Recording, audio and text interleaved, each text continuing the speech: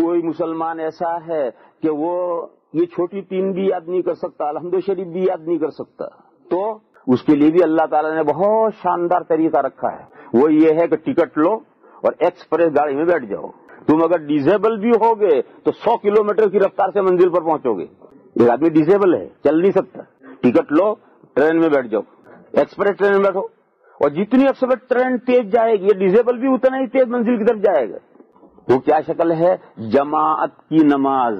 میرے بھائیو، یہ جو جماعت کی نماز ہے یہ گاڑی میں سوار ہونا ہے، اور جتنا بہترین شاندار امام ہوگا، یہ ایکسپریس گاڑی ہے، جتنا افضل اور بہتر امام ہوگا اتنی شاندار نماز ہوگی۔ لہذا بہترین امام مقرر کرو، جماعت کا نظام بناؤ، اور آ کر کے مقتدی بن جاؤ، اقتدا کی نیت کر کے شامل ہو جاؤ۔ یہ اقتدا کی نیت کر کے شامل ہو گیا، یہ ٹکٹ لے لی، ٹکٹ لیا اور اس نے نیت کر کے کہ میں اس امام کے پیچھے نماز پڑھتا، اللہ اکبر۔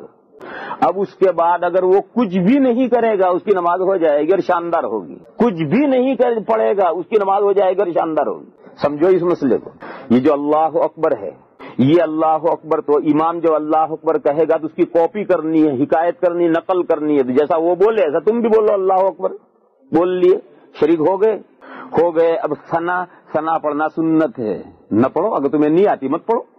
اس کے بعد میں مقتدی کو کچھ پڑھنا ہی نہیں، اعوذ نہیں پڑھنی، بسم اللہ نہیں پڑھنی، الحمد شریف نہیں پڑھنی، سورت نہیں پڑھنی، ہے تو مقتدی کی ذمہ ہے ہی نہیں۔ رکوع میں جانا ہے، جاؤ رکوع میں امام کے ساتھ، رکوع میں جانے کی تکبیر اللہ اکبر، وہ امام کے ساتھ کہو، کاپی کرو، نہ کہو وہ بھی سنت ہے۔ رکوع میں تسبیح پڑھنا یہ بھی سنت ہے، رکوع سے کھڑے ہونا یہ بھی دعائیں سنت ہے، سجدے کے سب رکوع ہیں، سبحان ربی الاعلی، یہ سب سنت ہے۔ بس امام جیسا کرے اس کے ساتھ ساتھ اٹھو بیٹھو۔ آخر میں رہ گیا تشہد، یہ واجب ہے، لیکن اگر امام کے پیچھے کوئی بھول کرے مقتدی تو اس کا سجدے سہو نہ مقتدی پر ہے نہ امام پر ہے۔ تو اگر اسے تشہد یاد نہیں، مت پڑھ بھائی، بھی تجھے یاد نہیں ہے تو اب امام کے پیچھے اسے تشہد نہیں، دیکھو اکیلے نماز پڑھے گا، تشہد نہیں پڑھے گا، نماز نہیں ہوگی، سجدے سہو آئے گا۔ اور امام کے پیچھے اگر جان بوجھ کر تشہد نہیں پڑھے گا تب بھی نماز ہوگی۔ کیوں؟ امام کے پیچھے جو بھول ہوتی ہے یا جان بوجھ کر ہوتا ہے، اس کا کوئی کفارہ جو ہے نہ امام پر ہے نہ اس پر ہے۔ جب امام نے سلام پھیر دیا تم بھی سلام پھیر دو۔ دیکھو شروع سے آخر تک جیسا امام کرتا ہے ایسا کرنا ہے، اور جتنی نماز شاندار امام کی اور جماعت کی ہوگی اتنی ہی شاندار اس ان پڑھ کی ہو جائے گی جو بیچارہ کچھ نہیں جانتا، اس کی بھی نماز اتنی ہی شاندار ہو جائے گی۔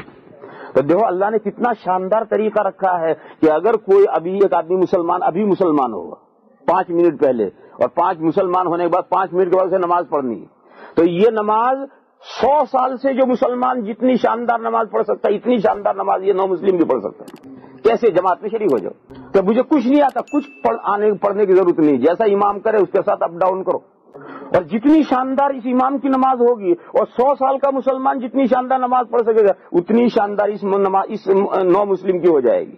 پھر آگے سیکھنا ہے، اسے سیکھنے کا وقت سیکھے گا۔ تو غرض اللہ تعالیٰ نے بندوں پر کتنی آسانیاں کی ہیں کہ جماعت کا نظام بنایا، تاکہ جماعت کے نظام میں اگر کوئی آدمی کچھ بھی نہیں جانتا اور بیچارہ سیکھتا ہے، بڑی کوششیں کرتا ہے، مگر کچھ سیکھ ہی نہیں پاتا، کوشش جاری رکھ،